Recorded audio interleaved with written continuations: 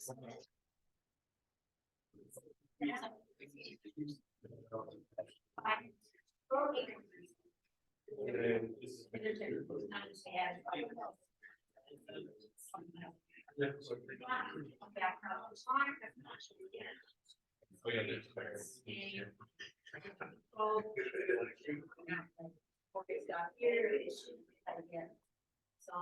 think you're something more than 2 ways.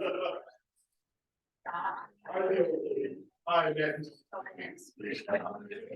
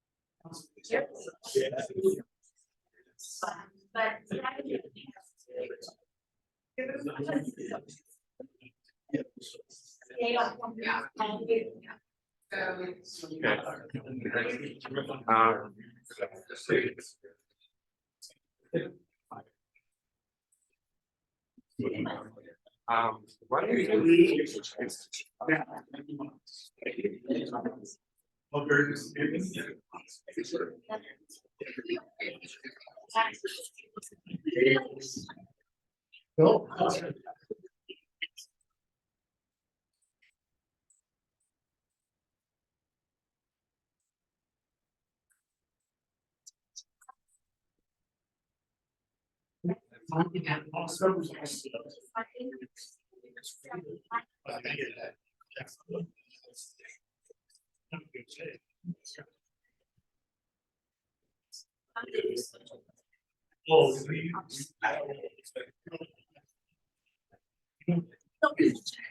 Hey everybody, we're gonna get started. Yeah,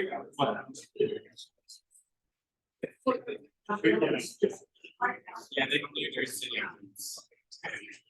Thanks everybody for coming. We're at the Central City Council meeting, and we're gonna do introductions. So we'll go around. Today's meeting is focused on public safety. So we want to talk about crime. We want to talk about improving public safety in Central City. And so let's start by going around introducing yourself. So name and an organization you represent here, or if you're a resident of Central City. So I'll start and then we'll go this way. I'm Austin Taylor. I am a resident of Central City, helping out on the neighborhood council. I'm Brandy Burnham. I'm the vice chair of the Central City Neighborhood Council and the biggest crime and safety committee. Public safety. And neighborhood watch person. And I'm really bad public figure, so sorry about that. Well, Risco, you've got House of Representatives District 24. We're excited. Councilmember Anna was the Forest Representative District. Alan, we want to be members. I'm David Witt. I'm with Politics America. Hi, I'm Cindy Gill. I'm the Salt Lake City prosecutor as well as the Salt. I'm Tim Cosgrove, Mayor's Community Liaison. I'm Cindy Cromer, and I was gonna bring April Fox for everybody, but I got rained out, so grab my card and call me or email me, and we'll pick April Fox together. Byron Head, I'm a resident in the neighborhood and care of the transportation. Next. I'm gonna go. Yeah. Matt Dumont, I'm the Chief Deputy for the Salt Lake County Sheriff's Office, in the Corrections Bureau. I'm Mariana Riggs, I'm the chair of the. Now let's go back there and then around. Hello, everyone. Paul Warnick, Sheriff's Office, Correction Bureau, Sheriff PIO, Community Relations. Nick Pensar with the DA's office, community liaison. Chief Chalmers in the DA's office, also Communications Manager. Rob Jack, Investigator, DA's Office. Mike Bowman, also DA's Office. My name's Christy Bills, and I'm not gonna commit any crimes. And incidentally, the entomologist. Happy history.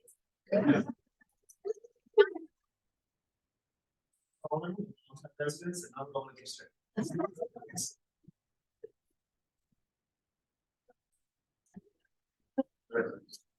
I'm Dave Matt, I'm a firefighter at Station 1.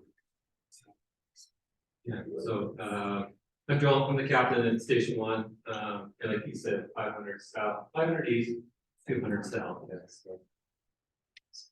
Brian Schroeder, fire department, Houston Sim. Okay. Oh yeah, and then we got some people online. So we've got 3 people joining us online. Would you like to introduce yourselves, please? Let's see, Richard, can you introduce yourself? Let's do 1, 2, 3. Yeah, everyone's unmuted. Okay, or Cooper? Cooper Bolton? Hi, can you hear me? Yes. Hi, everyone. My name is Cooper Bolton. I am an intern with the City Council's office. I'm just here to take notes on the meeting. I'm currently filling in for the District 4 intern since she recently left the council. So you'll probably be seeing me a little bit more. Okay, thanks, Cooper. And then Katie, do you want to introduce yourself?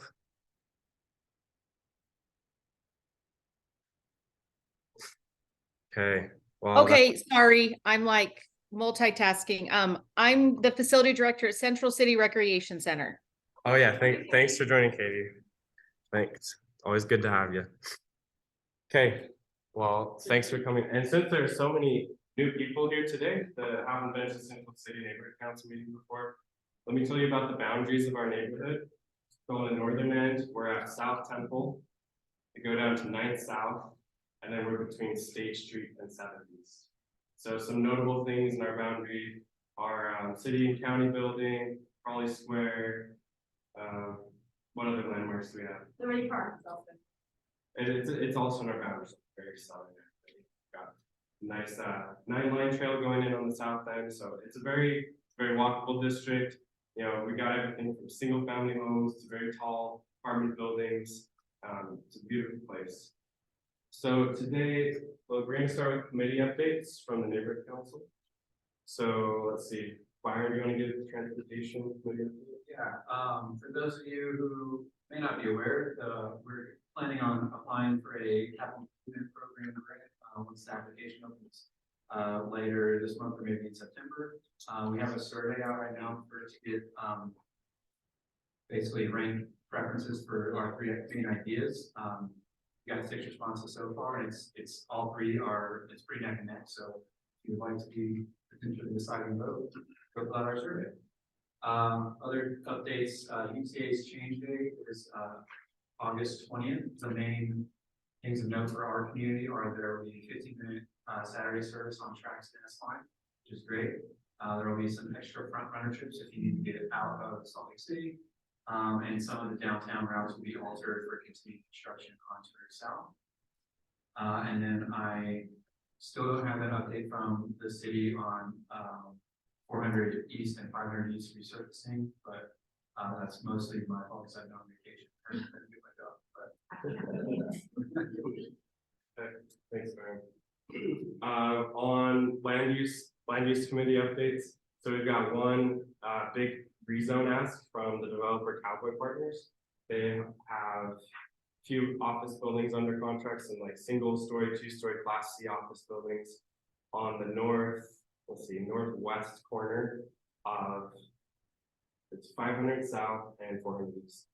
And so they're looking to upzone it so they can do it's like 7-ish story apartment building over there. So in our newsletter, you have an opportunity to give public input. So you can click through the link there, provide some public input.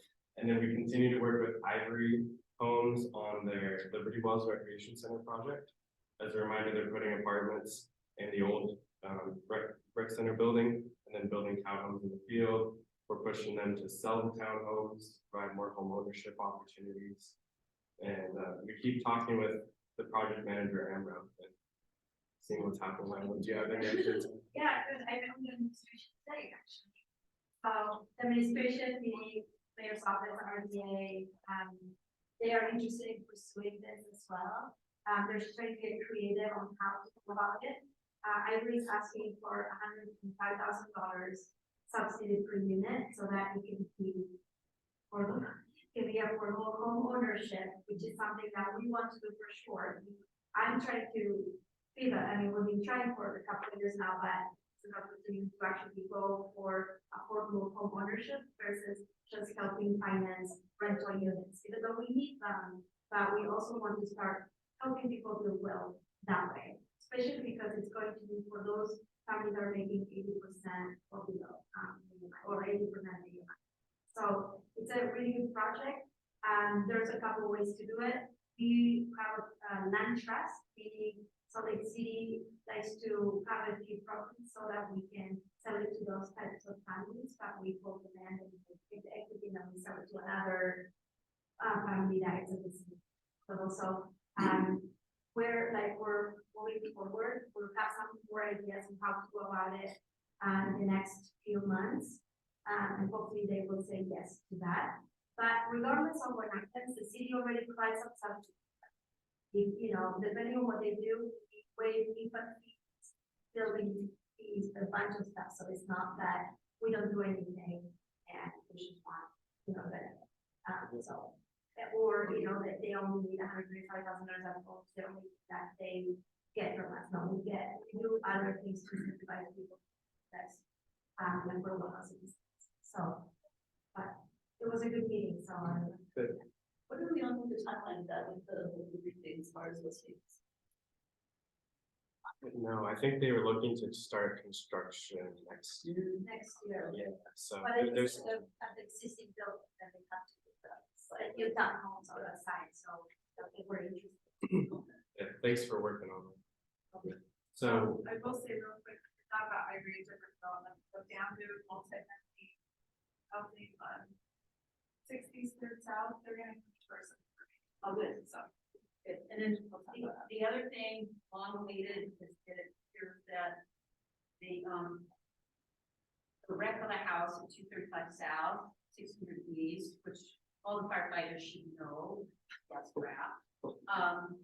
That should be on the landmarks agenda in September. It would be great because there I will flyer street sick. Should that house would be big. is that the one with they're putting the toy home? Yeah. That'd be good to see it. Do you have someone to speak? I'm just concerned, is it typical to give developers a giant? Affordable, like, if you get to a person to put a down payment on a house, instead of a company, that's nice. Yeah, so we do all of it that you said, and not necessarily that we should give them a chunk of cash. Most times the city just gives them a low interest loan so that we can get the benefit of affordable units. So that's very typical that the city participates financially, got loan financing and things like that. This is very unusual in that sense. At the same time, it is our policy. Remember the fourth fight? Okay, that fourth fight, we were able to get 10% of whatever the proceeds are. It's for the city to start doing affordable home ownership. So we need to buy a piece of land and partnering with somebody so that we can sell it to a family. And then we hold the land. There's a bunch of ways of doing it. But I feel like that's a better way of using that type of money versus doing it once again a development that was just subsidizing and it's rental units perpetually and then now we're paying rent. Yeah, so yeah, so it's, you know, it's unusual in that sense, but at the same time, I feel like it might be a good opportunity to have more family size housing and owned by the family side. In the state of Utah. So I don't know, it's just figuring out. There's no county that has housing affordable for anyone who makes 30% or less. There would be nothing built unless but not all. And to address your question really quickly, so often with affordable housing, the costs to build are much higher than the rents that someone can pay or the sale price someone can afford to pay. So the government often makes up the difference there between the cost and the affordable rent or the affordable sale price. And they can do it through paying someone rent or paying for someone to to put a down payment. So there's like Section 8 vouchers where the government essentially pays someone's rent, or they can help pay the construction costs. Above 30%. And like the city often helps pay construction costs through low interest loans. So the government does it both ways. It just depends on the program. See you later. Thanks. And then last thing, this is kind of a land use update too. And it's outside of central city boundaries, it's in East Central, but the school district is looking at, they're studying the closure of Benyon Elementary, which kids in central city go to Benyon or Liberty Elementary. So, you know, if your kid goes to Benyon, that's gonna affect you tremendously. So I think our representative is Nate Salazar. You can reach out to him, you know, talk to him, ask him about this. At the end of the day, the enrollment is so low at Benyon, so they're gonna have to close some of the schools.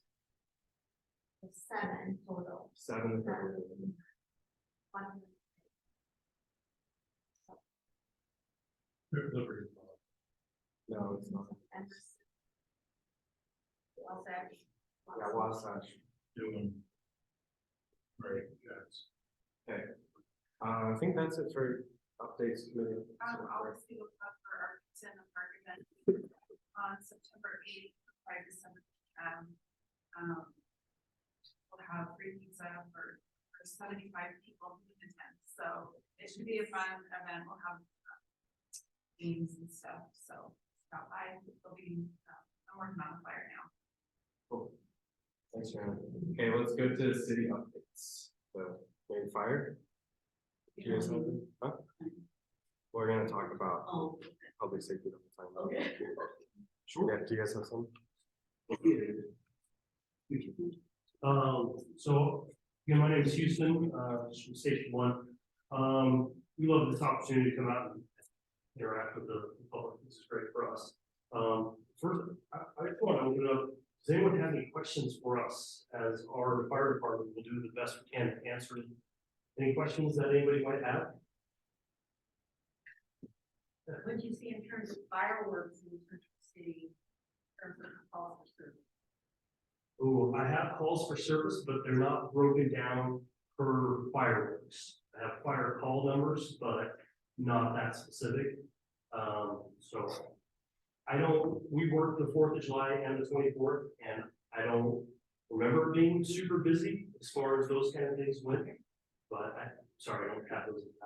Well, if you don't remember it, it probably wasn't, and I would get it. Yeah.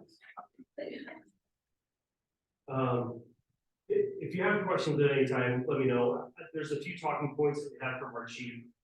His message was also about safety and preparedness this month. So this is great for this meeting.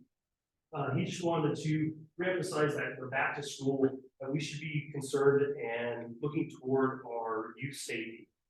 Making sure we're being aware of school zones and crosswalks and paying attention for pedestrians and youth in those areas, as well as around buses.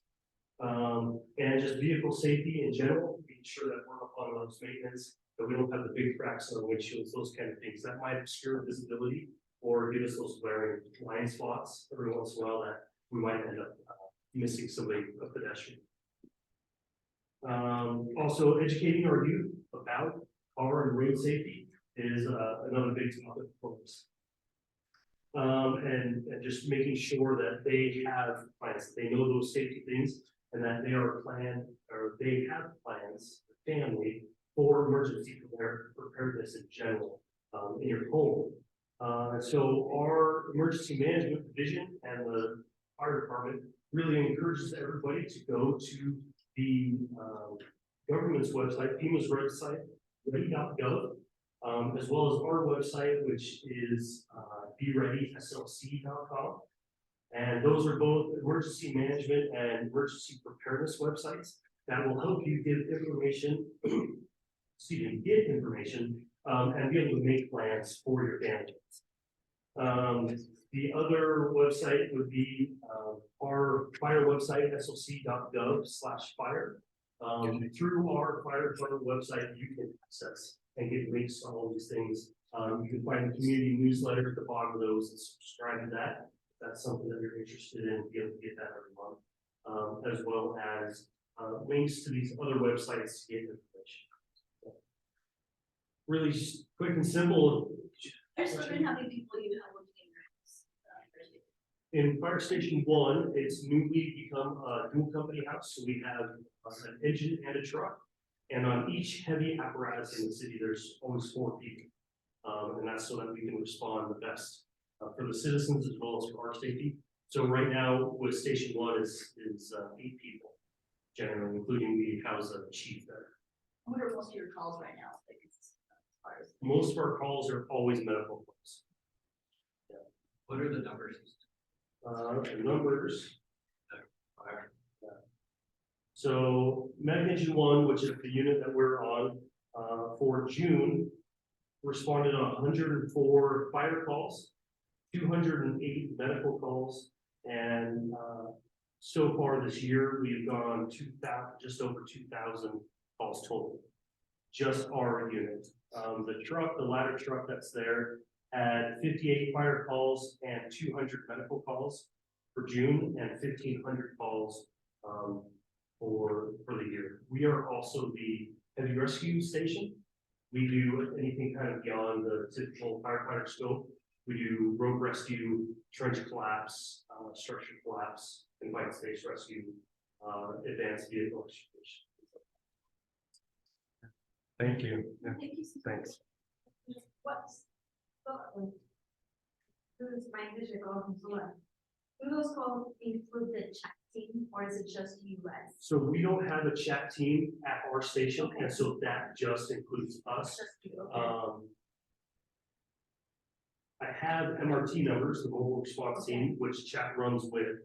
So for June, MRT 3 had 103 medical calls, 4 fire calls. They don't really do fire calls. Their main aspect is medical. And they have 617 calls total for the year. MRT 5 has 3 fire calls, 148 medical, and 1,243 total for the year. And that, so MRT 3 just barely got a chat number, or doesn't have a chat number. One is going in there soon, I think. So MRT 5 is where our chat number is, and that's why they have much higher numbers. So for, I'll ask the couple questions, MRT stands. Sorry, mobile response team. They are 2 EMTs that go around in a squad in Tahoe. And then the chat personnel is the community health access team. And they are a social worker that goes out. So And this is what the city put in place to try and reduce the number of times we have these to deal with, like kid who has autism, other etc. yes, it's a really good resource. It's a whole nother resource that we. It's one of the like, Yeah, it also reduces our carbon footprint as just heavy apparatus being out on the roads. Do you do tours of the station, like with scheduling or? We do, so if you want to do it through like an organization or anything like that, if you just call our main number, 7995, the people there can set that up for us and then they schedule it, because we have a lot of other things going on, and so they'll schedule it in when it's available. Okay, Okay. thank you. Thanks, we've got to move on to the Yep. next one. please. Great, thank you. See you. Thank you.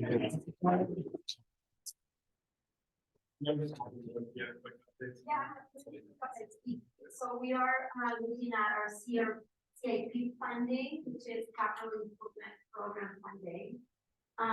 Every year we go through this, there's a group of people of citizens that decides on certain money that needs to be placed to do, for example, parks or streets or the library or something with our city buildings, etc. So we're going to get some feedback. So it's a public. I don't know what's happening with me.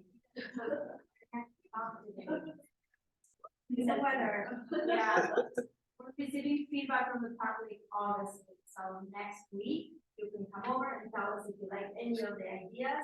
There are about 5 projects in District 4. So I can list them. So I need feedback from you if you're okay with it, so that I can keep pushing for it. If there's not a lot of interest, sometimes other council members say, hey, maybe we don't do this in your district, I want it for this, because I don't know, this park is more important than the park. So let's not give them the opportunity to do that. Some of the things that, the mayor and the city's board have approved is, the library plaza structural assessment and visioning. Another one is the 337 park development, which is a little park, somebody posted on Facebook about it, it's a little park, they're asking for $550,000. This house. It is.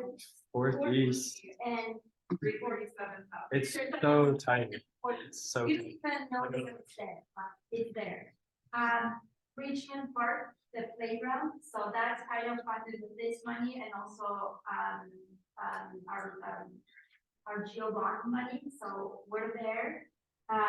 Those guys are getting an apparatus pay extension for $1 billion,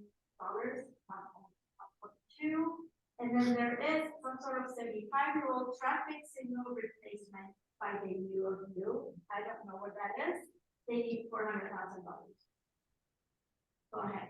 Anna, it was not recommended for funding by either the mayor or the citizen panel, but the proposal for the greenhouses in the park and Jordan Park, which is the only CIP project that I know of that treats east and west side existing facilities. Okay. Is it came here in December, and that launched at this meeting in this room. That launch maybe was numbered.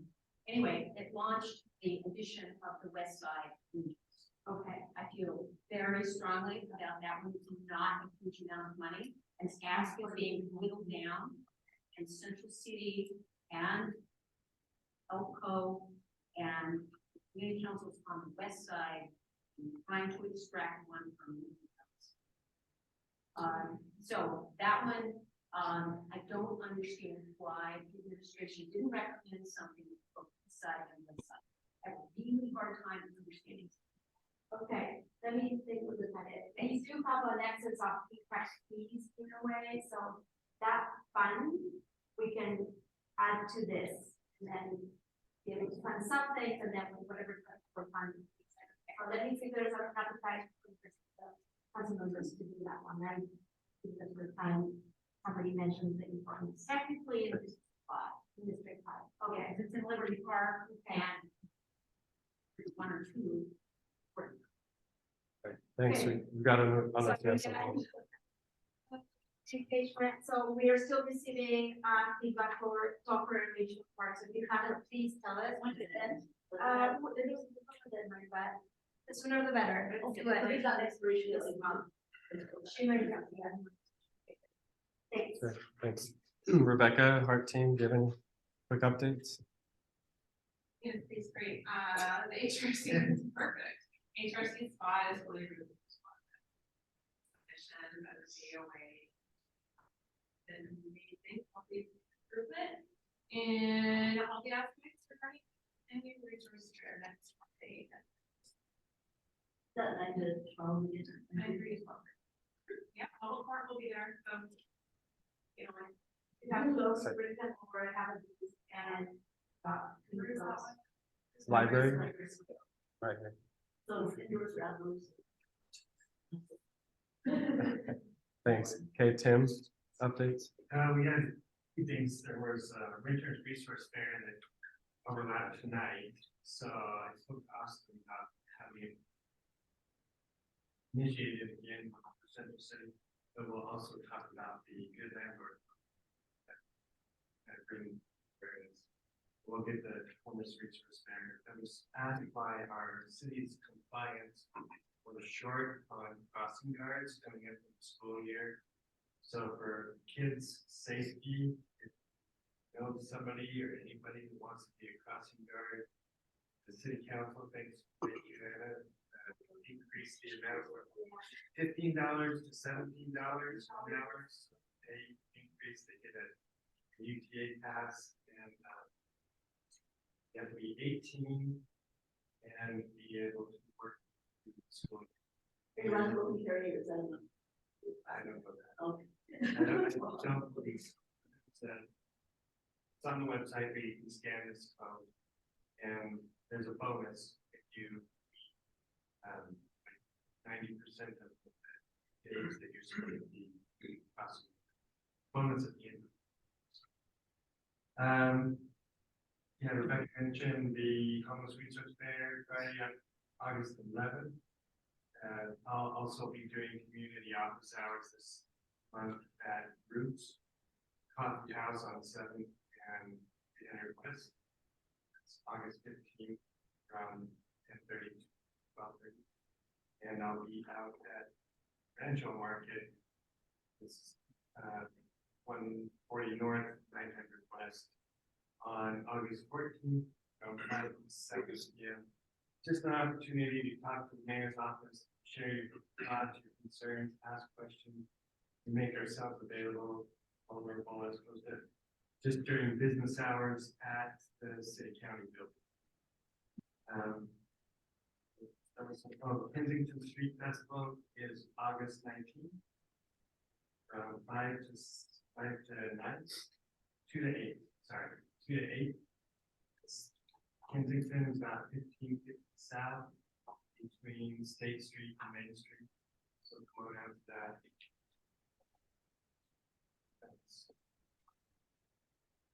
Thanks, Tom. Okay, we're gonna.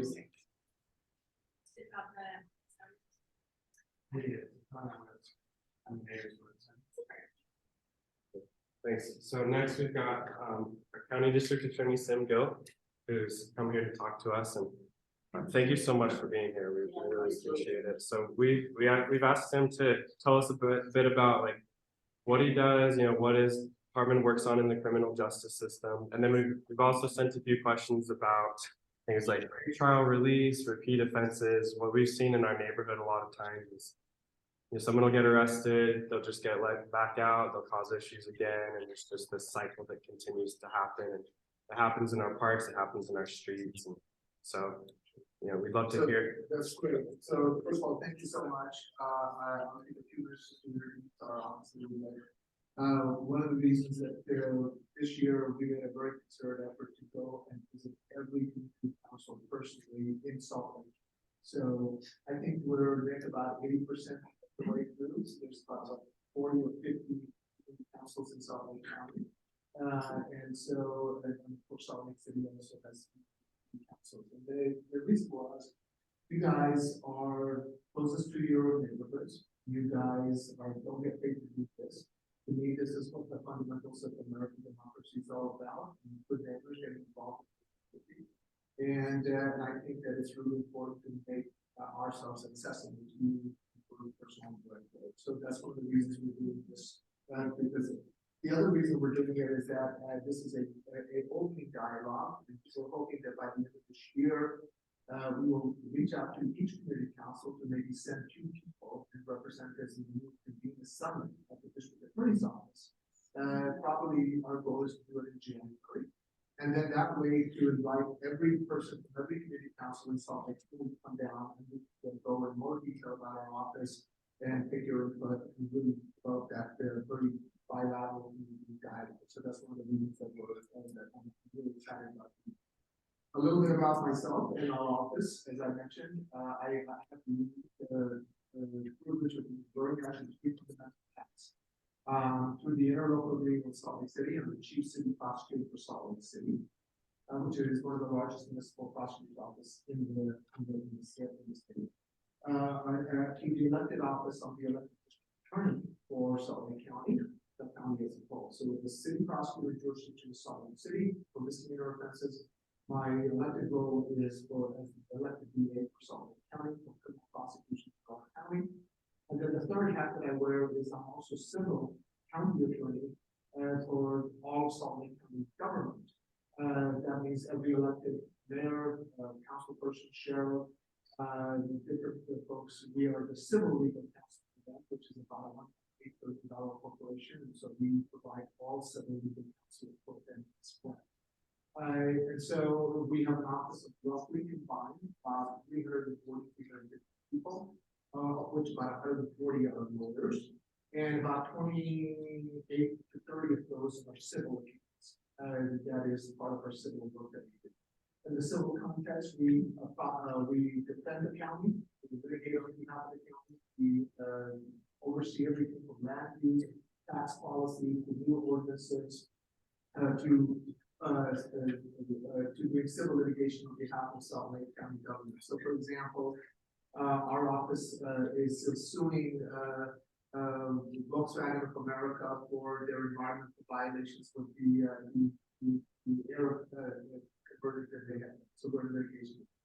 We also are suing on behalf of Salt Lake County for the opioid crisis and the impact that it had on our community. And we have been able to, part of the settlement, get almost $57 million coming towards back into Salt Lake County, which would be collected towards treatment and support groups. So that's one example. Roughly, we will screen at the DA's office about 70,000 cases. We will roughly file on the average about 14,000. And at the city, we will file approximately about 15,000 to 16,000 cases. So with that, in a roundabout way, that means that roughly about almost 40% of all crime in the state of Utah is prosecuted at about 2 cases. In the city, the jurisdiction is over misdemeanor offenses through justice court. That means class B offenses or below go to the Salt Lake City Justice Court and we prosecute and adjudicate those cases on behalf of the city. As the county district attorney, everything that is a class A misdemeanor or higher, class A misdemeanor is punishable by up to a year in jail, all the way up to capital offenses. Major felony that happens in the jurisdiction of Salt Lake County is also our responsibility as well. Yes. Question, just, is that where it starts out, or is it put down? That's where it's. So the district attorney's office will file original jurisdiction, but they have concurrent jurisdiction. So for example, if Sandy City decided not to file a class B misdemeanor, we have some really pressing interest in it, theoretically, I can go down and file that class B misdemeanor. But municipal prosecutors, we don't interfere with their. So for the DA's office, it's a class A or above, that for us to be able to have authorization to file, right? The only other municipality that files their own class A's is West Valley, but all the other municipalities, whether it's South Salt Lake, Rayburn, if they have a class A offense, then it is filed by the DA's office. So because size of the city or the. it's because a class A is the primary authority of the district. So it's mandatory to me, it's discretionary to that person, to that municipality. So West Valley chooses to file class A's, so we have to file class A's, but if they didn't choose to file class A's, I would have to file class A's, right? So South Salt Lake, for example, has a justice court, but they don't choose to file class A's, so it's mandatory to me, it's discretionary. So if there's a vacuum, we put that back, right? So that gives you a sense of our scope. The thing that I'm most proud of with our work, our philosophy is to not compromise on violent crime, but we also doesn't mean that we don't look at innovative ways to address issues of health, substance abuse, and treatment modalities. So I'm a huge fan of therapeutic justice models. I'm starting to read this public in the state of Utah 22 years ago. And the idea was very simple. We wrap services around that we individuals and supportive services. They can have a better outcome than simply interacting with justice system. The data shows that if you're mentally ill, you don't have access to services, you're likely to reoffend about 72 to 74% of the time. But if we can wrap the services around you, we can reduce that down to 50%. A similar thing with the drug court. So as a result, we support mental health court, we support drug court, multiple drug courts. We just started about 5 years ago. Veterans Court that's using the PTSD, often with mental health and substance abuse issues there, and often that's homeless. It's been nationally recognized as a very successful program. So, And how is veterans court different than other courts, just like, since I don't know anything about it? sure, it's a great question. So veteran courts require that you had served in the armed services and you were honorably discharged, right? And that's a great partnership because we have the VA here that also gives us access to those services to the VA, opening up that space for other county folks who devise the same space. Our veterans court has been nationally recognized. It's won a lot of awards. It's really making an impact. Both drug court, mental health court, We now have 2 mental health court judges that are making a huge impact on people's lives there. The other thing that was something we launched that I'm very proud of is that we're focused on trauma informed care for survivors of violent crime, domestic violence, and especially for children who undergo incredible trauma, child abuse, child sexual abuse cases, or because they actually witnessed trauma. So one of the things that we did is that at the Sullivan County DA's office, we make a 3-year commitment to children who have undergone that trauma. We also, looking at research, know that children have plasticity and resiliency, but if you don't address that trauma, that unresolved trauma, manifests itself, and then it becomes generational. That and trauma is passed generation affected to the children. So we looked at that based on research that you can actually push that trauma out if you address it. So we have a summer camp that is fully funded and paid by the Sullivan County DA's office with trauma-informed counselors, where we take children to there, and then not only to the summer camp, but we make a 3-year commitment to see these children on a monthly basis to help build pro-social activities and continue to build their resiliency. And we just finished our 3rd summer camp this year. And we take children 7 years of age, 17 years of age. We took almost 70 children this year. And of course, we want to expand that. And it's remarkable. It's not only addressing their immediate trauma needs, but it's also interfering with their generational passing that trauma down. And it's been so successful. One of the other things that we learned, it's all research driven. One of the things that we learned is that children also suffer academically.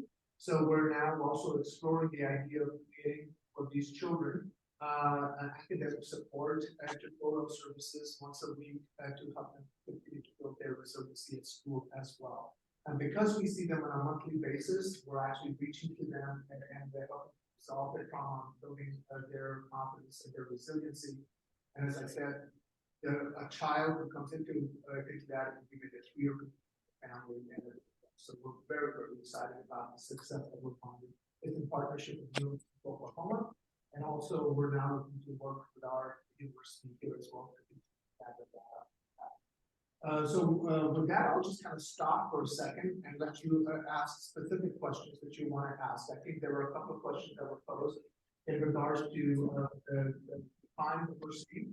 One of the challenges that we have within the inner city, as many of you have, this is this interesting nexus of homelessness, and mental illness, and poverty. And so let me first of all start by saying not all homeless people are criminal. I think to suggest otherwise it would be malign. Sometimes people find themselves in that situation. But we do recognize that there is a subset of the population that is intersecting with the justice system at a high frequency rate. So in fact, just before coming to this meeting, I came for a meeting with Justice Stewart. I've been able to talk with our Mayor Mendenhall, Mayor Wilson, to the infrastructure that we have in the county. We all went to Miami to look at how they were addressing their issue. And we're in the process of looking at Miami model here. The challenge here is not, so the reality is you as a homeowner, you as a person, citizen, it is valid that you may sometimes feel unsafe, that you may sometimes even be attacked. The challenge is that when law enforcement responds to it, this population, which is not reaching the felony level of low-level offenses, are intersecting within the criminal justice system, cycling through it. And they're the most neglected population because they're the hardest population to work with. And you simply can't jail or arrest your way out of that population because they do not possess the competency or even the capacity. So there's a huge breakdown in our system when it comes to supportive services as well as mental health support. This subset of the population is the hardest to work with. So the Miami model is really to focus on wrapping those services around. So we asked that the Justice Court Judge Frank Landau give us a day that he has, which is going to be on Wednesdays. We're going to start the first project of this week. And we're going to take this at-risk population and cycle it through one calendar with one judge, and then start to identify in a very methodical way where the gaps are. So the goal is to to address this issue, but to also construct a model that is actually going to be responsive to this population. The challenge that we have, again, is that here, let me rephrase it this way. But This is how broken our criminal justice system is. Health issues is broken down. If we talk about the term civilly committed, most of you would think that's a place. If somebody is civilly committed, that's a place. You would think that they'd be taken there and they're going to get help. Actually, in the state of Utah, civil commitment is just a status, it's not a place. That is, there are not places to take individuals to on a civil commitment where somebody is a risk to themselves or a danger to the community. Similarly, the criminal justice system, competency, restoration, you would think is continuity of care, so you're addressing their mental health needs. Because you can be mentally ill but legally competent, but you also have people who are mentally ill but legally fit. And that means that you would think that they are given restoration. That means that we're providing the care to restore their mental capacity to the point where we can adjudicate the matter. But restoration is not about their whole health care, it's really about legal competence.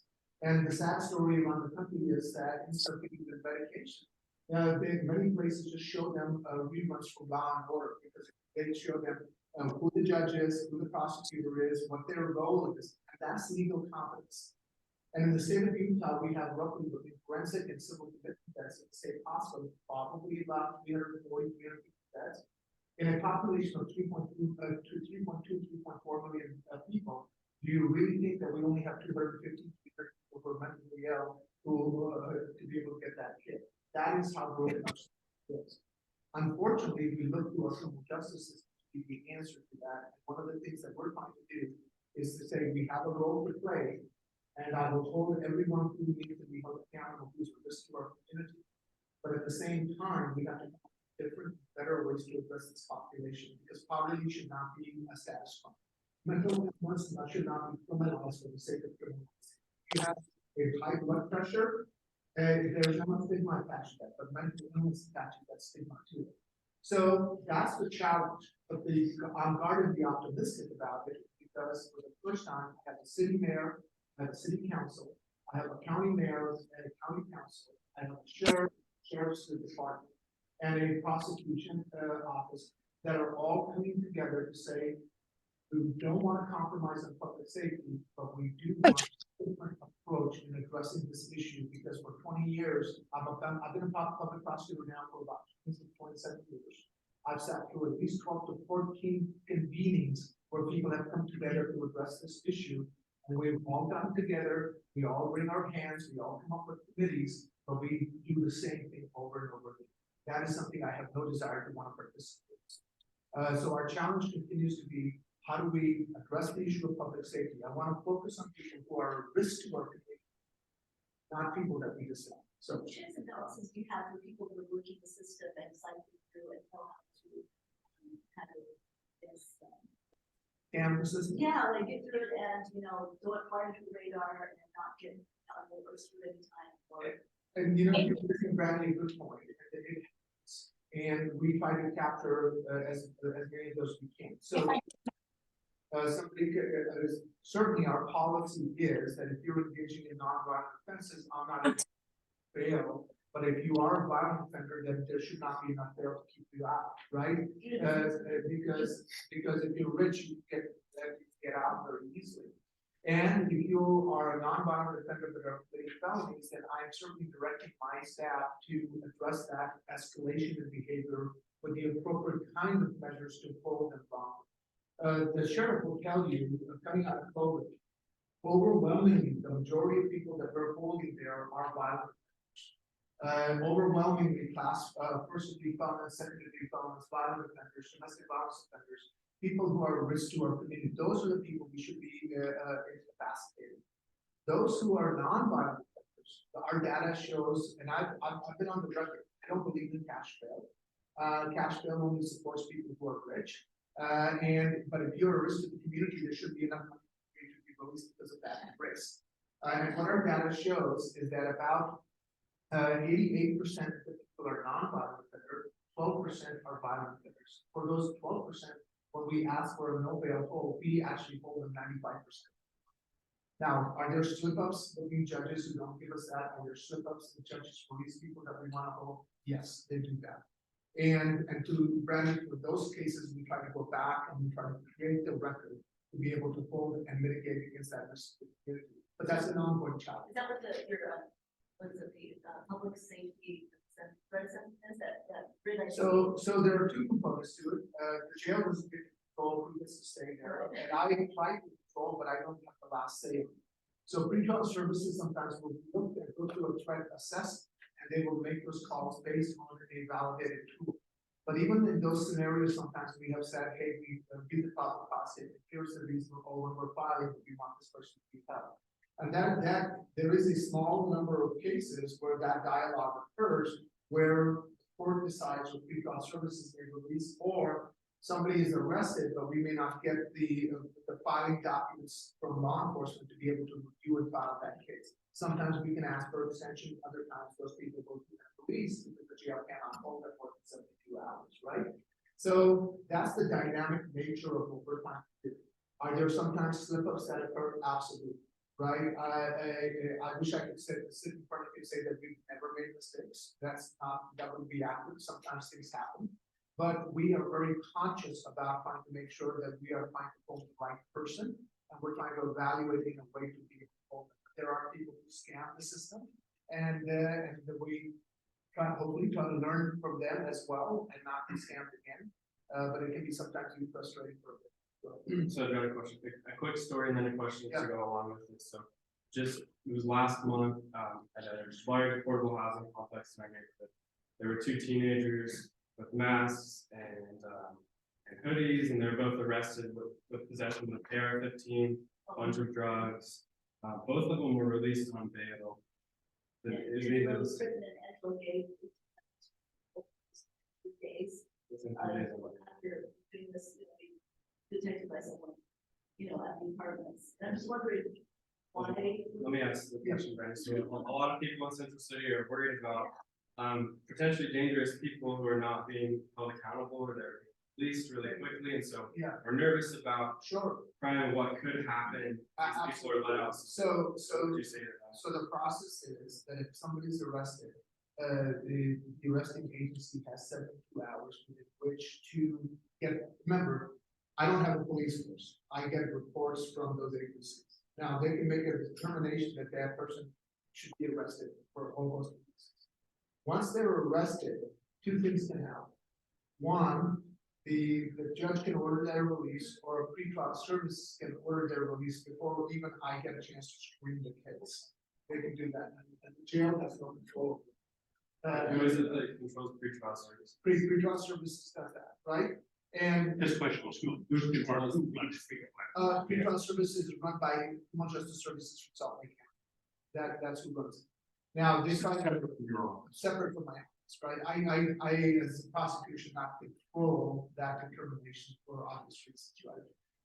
And so that person may be released based on that.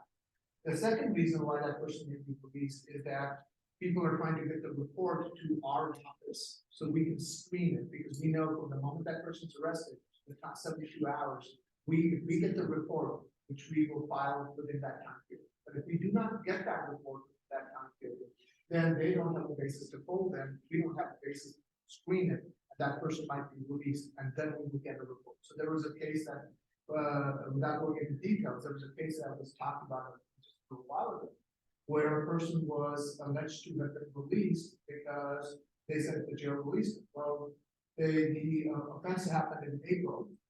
The screening packet came to me on July 3rd. July 4th was a holiday, and we filed it on July 5th.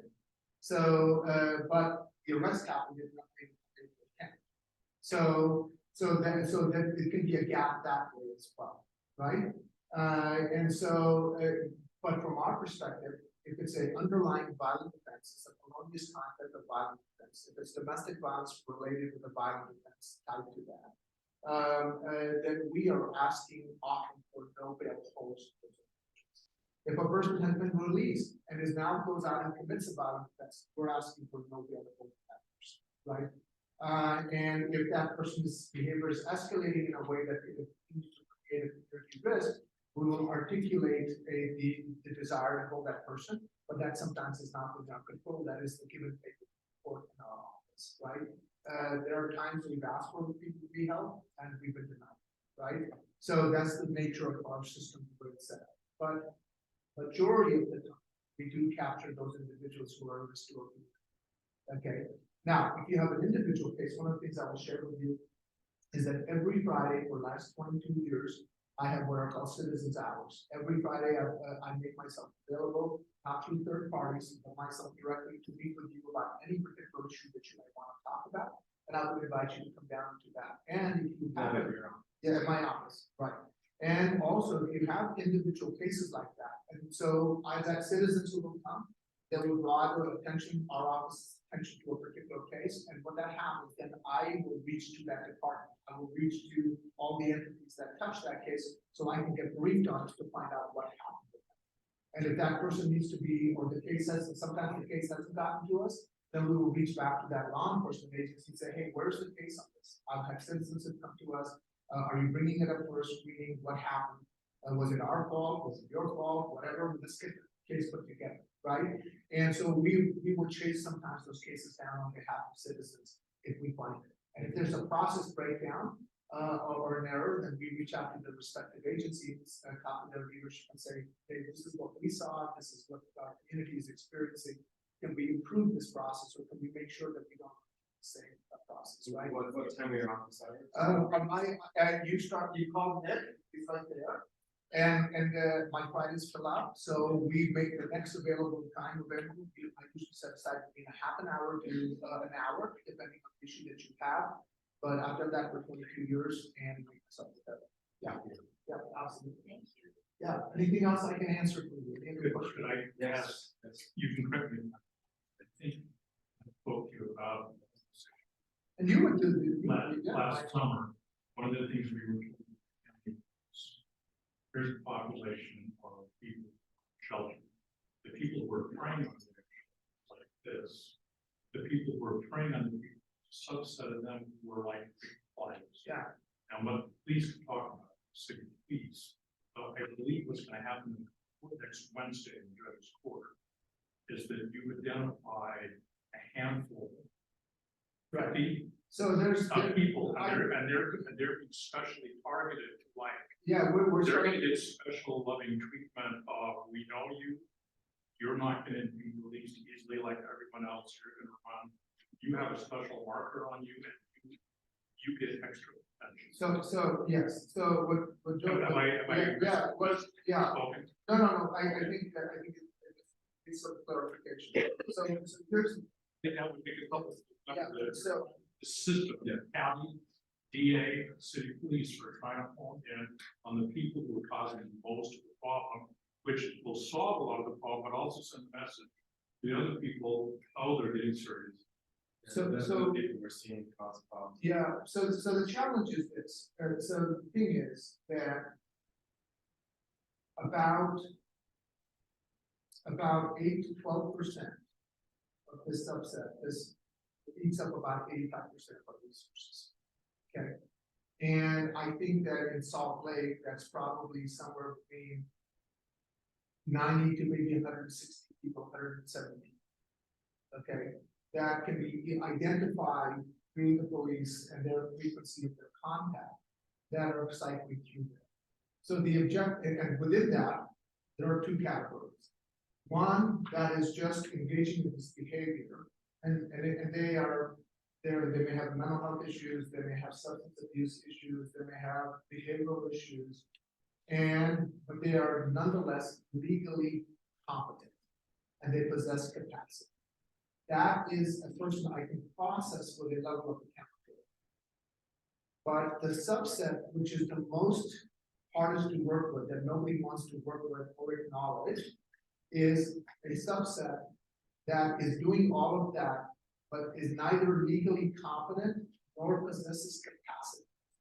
That means that if an individual who has such deficits in a cognitive and mental health issues, they could sit in front of you, you can offer them the whole menu of services, but no fault of their own other than their status of where of their deterioration, their presence, is that they cannot engage in a comprehensive way to be able to take advantage of that. Those are the people who are churning through our criminal justice system at a highest level of frequency, and they're the ones historically we have neglected systemic because they're the most difficult population to employ. Right? Because nobody wants to do the work. So the reason I am proposing this court is to take this population. In theory, this is how it's gonna work. It's a work in progress. So I have Jane Doe, it's been identified.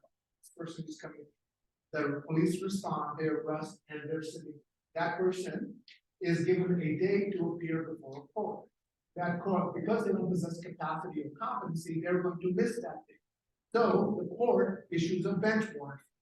So that bench warrant is executed on, or often they're engaging in new behavior. They're arrested again, they're taken down to the court or to the jail. They hold them temporarily, but the court releases them with a promise to appear on the next day.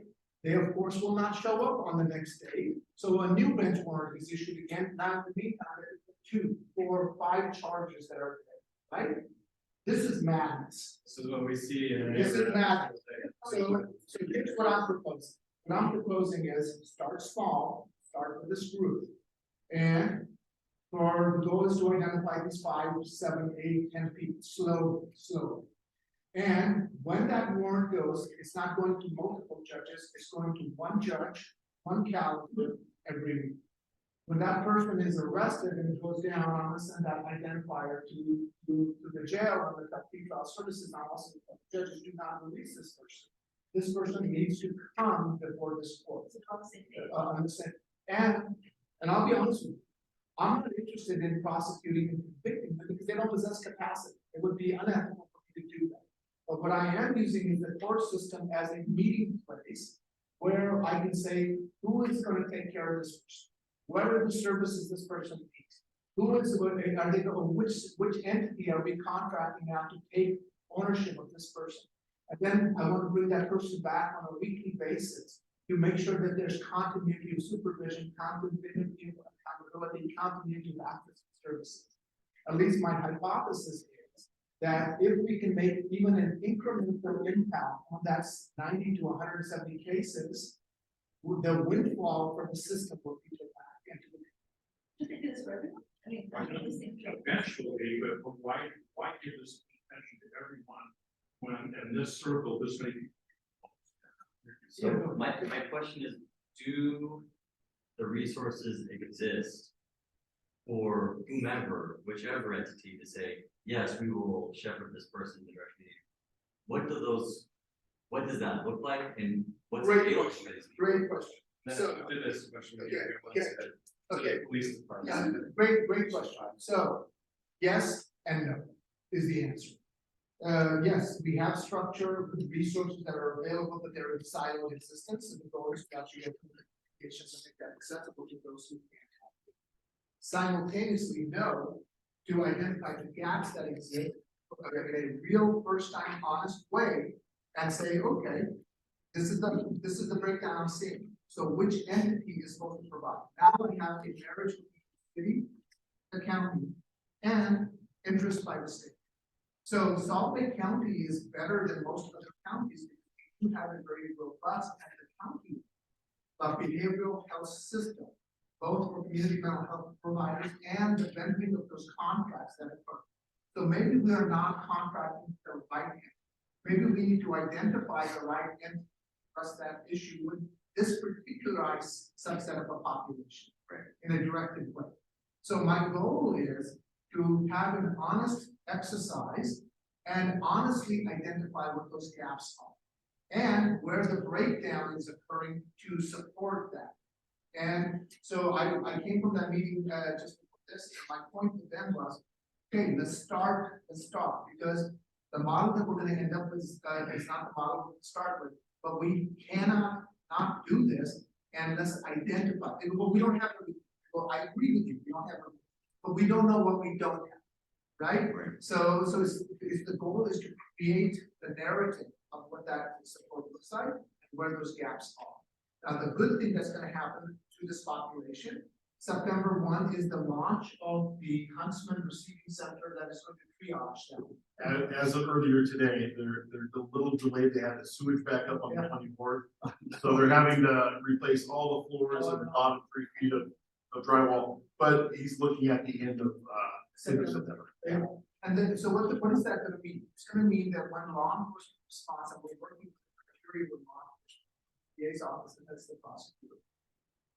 Instead of taking them to the jail where they do not have the services, they're gonna take them to a triage place where they will address their physical health issues and their mental health issues. And for these low-level offenses, on an infraction, my prosecution means nothing. But using that as an opportunity to make contact and wrap those services about is going to provide us the benefit. What the Miami model tells us is that with this subset of the population, the criminal justice system is actually available. So, but you can use the intersection with the criminal justice system to divert them into these access of these services. And that model is supposed to go online at the end of September, and that's going to run for the 18 months. Full facility is supposed to come online in 2 years that the Huntsman Institute is building. So there are positive steps that are occurring. Would it be fair to say the Huntsman Institute is like MRTs, so it's a physical building? It is. We're trying to meet the need, help these people figure out how to work in society and us with them. But it's a physical location. It is. Are you gonna allow walk-ins? Yes. I think yeah. And look, if you're a person with a child walking down the sidewalk and somebody is baying in the room, you naturally feel that fear. You have to validate. You can't poo that away. That is a crisis in our community. And so the thing is, the frustration for the citizen is, what are we doing about it? I don't think our citizens are discompassionate, but they are frustrated, and we have to acknowledge their frustration. And I think that what I'm trying to suggest with the partnership that I'm having is to say, what we used to do, we can no longer afford to do. We have to do something different. And that is what we've seen in the 26, 27 years that I've been a public prosecutor. I think we're creating for the first time an honest critical mass to actually have the honest conversation we should have had 30 years. Okay, so that is what we're doing. And that's not what you typically think of a prosecution office, but that's where we are. And so I'll end it with one statement why this is important for you to be involved in this. Here's my hypothesis that I've developed over the last 27 years. When public policy makers fail to address the issue of economic justice, political justice, public health, education, affordable housing, those public policy deficits manifest themselves as crises in our community. Then our public policy makers look to law enforcement and prosecution and our criminal justice system to be our crisis managers. And in the application of that crisis management, it disproportionately impacts communities of color and poverty. And that is our broken system. So if we want to have an honest conversation, I have to use my platform at times to push upstream into that conversation. So we can start creating the models like the Huntsman Institute, so we can start providing community intervention opportunities. And still, for that person who is a risk to our community, then use the criminal justice system for that purpose, knowing because we're trying to obey the risk, not that we're just simply trying to control the public issue. So, Thank you so much for coming. Yes. Thanks. And I'm sure you'll see some of I'm sure you'll see some Central City residents at your Friday meeting. So that's scheduled awesome. Yeah. We'll pass that around. It has my number on it, my email on it as well, so. Okay, thank you. So we're blowing through our agenda. We're just gonna give Detective Stewart 5 minutes, so then we can go on to the sheriff's department. And she's online. We've asked Detective Stewart to talk about the new the what's it called, the Homeless Resource Center, the new squad that's on site 9 to 5 at the Homeless Resource Center, and the important work that they're doing. Do you want to talk about what they've been up to, Detective Stewart? Yeah, thanks everyone for having me here. I'm sorry, I have another meeting in the background, so I hope it isn't too distracting and that you can hear me okay. Our new homeless resource squad is doing an amazing job. They've arrested several drug dealers in the area since they've started. They are working on lowering the crime rate in the area, which they have done. Initially, it will go up a little bit because of proactive work. It looks like the call volume is higher, but that's only because they're proactively contacting people and getting arrests and cases from that. But overall, the violent crime has gone down in the area, which is very, very good to see. The property crime has gone down in this immediate area, which is really, really good to see. And all other crime is at, really, really good levels. So that's just in the first couple of weeks since they've started. I've been texting them any issues in the area, like drug dealing at Toffer Park and what have you. They're checking all of our constant problem areas that we've had in the past, like Liberty Wells and so on a daily basis. We did have one officer injured in an incident today, and took up a large part of the day dealing with that, but he should be back to work by tomorrow. And so, yeah, they're just doing a really good job. I'm really proud of them and making a really big impact. Thanks. Yeah, I've definitely seen a big impact with them. A lot of the camps are smaller than they've been, and there's definitely less drug use that I've seen in the parks. So that's been helpful. Brianna wanted me to mention a vacant lot. Is it the one by the rec center? Yeah, I don't know if Katie's still on, but there's a vacant lot right next to the rec center on 6 South and about 350 East. That camps up on stolen goods, cars, drugs, beds. Yeah. I'm sure you So guys. I'm in contact with that owner and have been for a while, and that is one of my favorite things about this squad is I sent them there yesterday. There were a few belongings there, but no people. But when I had driven by maybe 30 minutes before that, there were like 4 or 5 people. So they had Advantage Services come out and get rid of the excess property, because that's the trend that we see is when, people bring some property there and they leave it and then they go away. They see police coming into the area, they just walk away and come back to their stuff. But if they come back and their stuff is gone, then they really don't stay. Especially where that field that you're talking about specifically has no trespassing signs posted on the tree. So immediately it's a level 2 stop, which means you have probable cause to make an arrest for trespassing if you need to. And so people storing their stuff there, they're already trespassing. It's already criminal, which is perfect for that area. We've talked about fencing with the owner in the past, but he's had so much damage to the fences. He said every time he puts a gate up, people drive right through it. He's absolutely right. But hopefully with this new squad in this area, and that's one of the points that they're checking on, including the elementary schools in the area, which are a big focus for me that I'd like to, yeah. It's making a huge improvement. So what's that? Sorry, I made it clean. Okay, thanks so much. Did you have a question? Just one question. When like Sanders and the other guys are off at 5, who do I relay it to you regarding like the issue that's been over with Coco Kitchen and the condo under construction, the vacant building, how there's been people tenting and trespassing there? I know they're off at 5. Do I just like mention it to you and send information and call non-emergency, because they can't really address it in the evening time? So who is the go-to, I guess? After 5, definitely call non-emergency, and then you can send the issue to me and I'll forward them to follow up the next day. But make sure you're always calling non-emergency, or obviously 911 if it is an emergency after 5. So. Okay, thank you, Detective Stewart. Thank you. Thanks, guys. Thank you for the good work. See ya. Kelly Avenue's high. Okay. See See you guys. And I just wanted to mention one thing, that just in terms of from 2020 to 2021, for Salt Lake County, crime is down, overall crime is down by 8%. And if you compare it from the high point to crime is down 2%.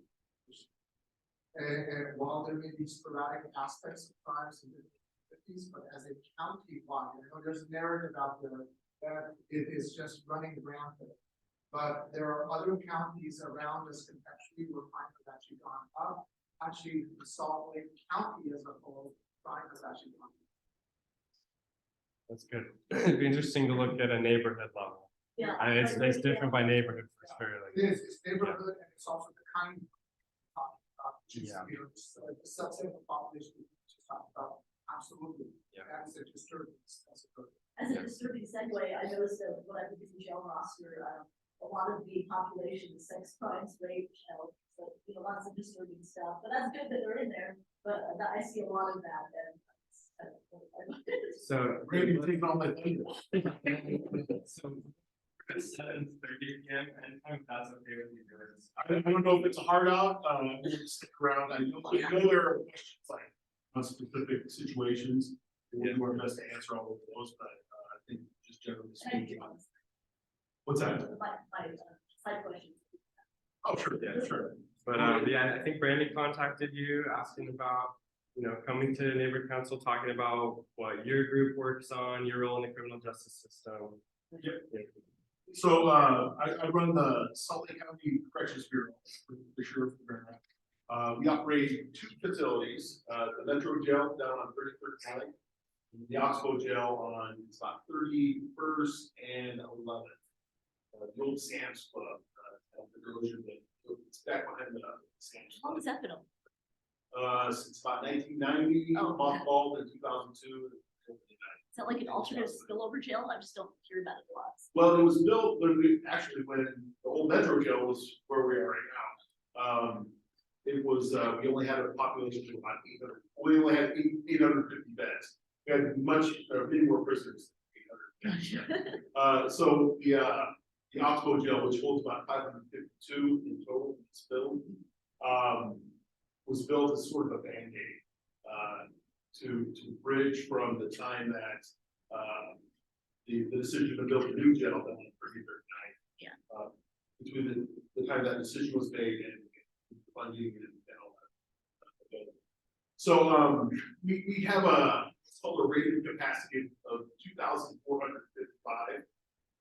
We have there are different ratings. So if we can use every bed in the jail, and build up every bed, we're looking at 2,455 beds that are available right now. We also have what's called our operational capacity. So we have some beds in the jail that are specifically designed for specific purposes. So we have mental health beds that we wouldn't use for just the general population type prisoner. We have medical beds. We have what are called administrative segregation, people who are a danger to others, and protective custody for people who need protected. Usually they add safe folks. We also have, beds designated by gender. And so, What does federal and then regular prisoner mean? That difference.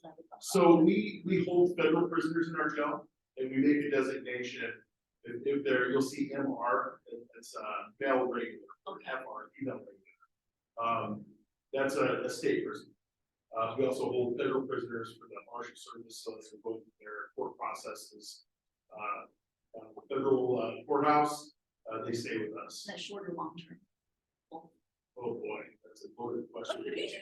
Course I would The answer is it depends. It really does. If typically speaking, the more serious the crime, the longer the length of stay in jail.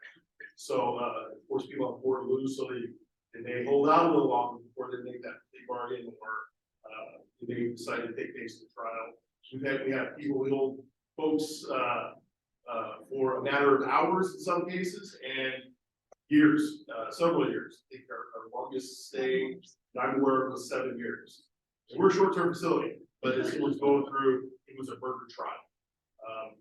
Continue it, so they drew it out. So on typically, I'll talk pre-COVID, I'll talk kind of where we're at right now. It was very common for us to book about 36,000 people a year. We'll get about 3,000 a month historically. People getting booked in off the streets. We also currently we're at about 2,500. We're booking in about 2,500 a month. Here's where it gets a little funny. So it's like you pointed out, we have a lot of very serious offenders in jail right now. If you look at our population, we're right around 1,800. Over 900 of those are either first or second felons. So, and I think a natural result of that is our average length of stay. So you have people who are facing much more serious sanctions, so they're probably gonna ride it out a little longer. So our average length of stay went from about 95 to 100 days pre-COVID. I think as of today, we're about 178. And so we have more serious prisoners that are staying in our jail longer. And so you can see where there could be a little bit of logjam. I think we have over 600 prisoners who are violent third-degree felons. And so we've got, it's a pretty hard-hitting population that we have right now. It's a violent group. And so to make sure that we have beds for the next murder, or the next aggravated sexual assault, rapist, or whatever the case is, we need to make sure that we have some beds available. We never want to be at capacity. You don't want us to ever be at capacity. We always want to have a bed at the end. What causes overcrowded release, like? Overcrowding. We've seen a lot of it. So, yeah, so an overcrowding release, it's a mechanism that we have. So we've set certain parameters, through our ability to from the jail, be able to determine people who can be released from booking. So jails do two things for the most part. We book people and we house people. We don't house everyone we book, but we certainly book everyone that we house. So so where our parameters are, if someone is in on what's a nonviolent misdemeanor, if our population is getting high, then we have the ability to say, well, hold on a second, we're gonna book this person in. They've got this, we've got this on the record. The courts are aware. If it's a nonviolent misdemeanor, there are a couple of exceptions on the misdemeanor. Would be considered nonviolent.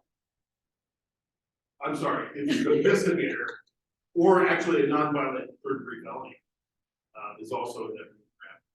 So if they fall into that, and this is by statute, if they fall into that parameter, then we have the ability to release them from booking. Once someone is housed in the jail, once we dress them in and they have a bed assigned to them, it literally takes a court order to get them out. And so that becomes when, and I've explained this to, it's funny, I explained this to a different group today. I can fill the jail by the end of the week. I can have every bed occupied by the end of the week. But I think what we want to do as policymakers, make sure we have is the bed available so that if there is someone who's violent, who's truly What's your threshold of violence there's actually a statute that state statute that names I guess qualifying offenses, and it's similar to what pretrial services uses. So pretrial is a county group. So the actual pretrial services group, they have similar parameters where they have the discretion to say, I'm going to take this nonviolent third-degree felon, put them under pretrial supervision. And that number's been pretty static, pre-COVID, even post-COVID in terms of the numbers. Those haven't changed that much. What's changed though is the courts, where judges are releasing prisoners to pretrial services. And so that's where, I think that's where we saw increase. What's that? And that's increased. Well, I would say since 2019, we saw a pretty significant increase. And if you remember the bail amendments bill. The judge diverting him to pretrial instead of. Yes. Is he gonna hold someone like, hey, this is your last chance, and they do this like 5 times in a row, and then they, you think that they're gonna get it this time, and they're gonna get sentenced or held accountable, but then they're not. It's just like, so the judge does have most of the say, or I guess I'm trying to understand who has more weight. So the pretrial has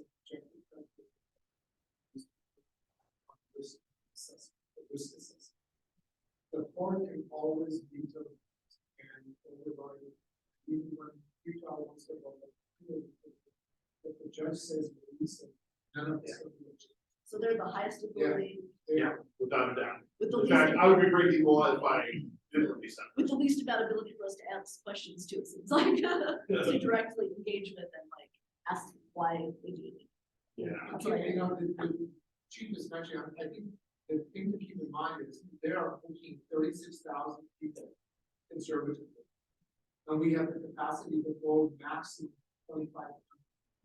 You can understand that we have to start becoming selective about who should be involved. That's just one thing, it's just a reality. And what the chief hasn't touched upon is you also need to know. There are violent offenders that I'm filing offenses on that want to be held. But there's also violent offenders who are not sent to prison but are serving time. So they're competing with the same jail rates of those 25. So if somebody is a protective order violator and the judge says that you should do 90 days in jail, they're taking that bet. That bet is not getting used. And so there's this balance between sentenced people at the county jail and violent offenders that we're holding to adjudicate because we don't want them out of the community. They're both competing for those 2,500 beds. With 36,000 people walking in, theoretically, we can hold. Ostensibly, we can hold, which we do not have. Those 36,000 people, or some of those people, seen. Yeah, there's some you see. So it looks 36,000. Well, I would say, let's take for the sake of argument, I'll cut it in half, and say it's 18. I still only have 500 pets. Yeah. I remember I spent 8 days in jail in my early 20s for two DUIs, and the people that were in there, they seemed very comfortable being there, and they had a lingo, they seemed more comfortable there than on the outside, it was very disturbing. There are folks who, Yeah. well, you know, in jail's not a pleasant place. Right. It's just not, even for the people who seem comfortable there. Yeah. But you know, there is, I worked in programs for a long time, had some very, candid conversations with people in our custody. And for a lot of them, they say, you know, it's more stressful for me to be on the street than got a wife or a girlfriend, and I've got, you know, a bunch of kids, and I've got to pay bills and all that. I come in here. Structure. Yeah, they get everything done, yeah. But it's it is a you know, it is a challenge in the you know, something that Steve was touching on was the mental illness that we're seeing right now. The population that we're seeing is not only are we seeing more mentally ill, but we're seeing much more seriously. And it got to the point that Utah State Hospital, you know, they do what they can with the resources that they have, but it was for people who are being restored for competency. It was taking 6 months, at best in some cases, going back to years, 6 to 12 months in some cases, to get somebody who's deemed incompetent in the state hospital. Well, Now, they continue it over and over again, right? What's that? There's continuously made. That's what it Uh, sounds like. It may, but usually if they're in the state hospital, they're there for a pretty lengthy amount of time. I'm gonna say 2-minute warning, just sorry. Oh, geez, I can't introduce myself. We could talk so much about. And I'm happy to stick around if anybody else. Yeah, we suggest that for sure. We just want to be respectful of it. Here's what I would say. If you're ever interested, if you ever have questions, I only have a couple cards with me. I'll leave some cards here. If you have any questions, or this council has any questions, or like to invite us back to get a little more information, happy to do that. If you want to go on a tour of the gym, we do a public tour every it's the first Saturday of every month. Or if this group would like to come as a group, we're happy to set something. Take around. A lot of people have no idea. And it's a complicated one, sir. It's been. Maybe we'll do, let's set up a jail tour and Friday. Sure. Well. If you're gonna hold a meeting at the jail. Yeah. Well, I want to thank everyone for coming. Sorry that we just have so much to talk about. Our community is greatly affected by crime, so I want to thank Derek and Brandy for putting this together. So but yeah, same talk as long as you need. Thanks.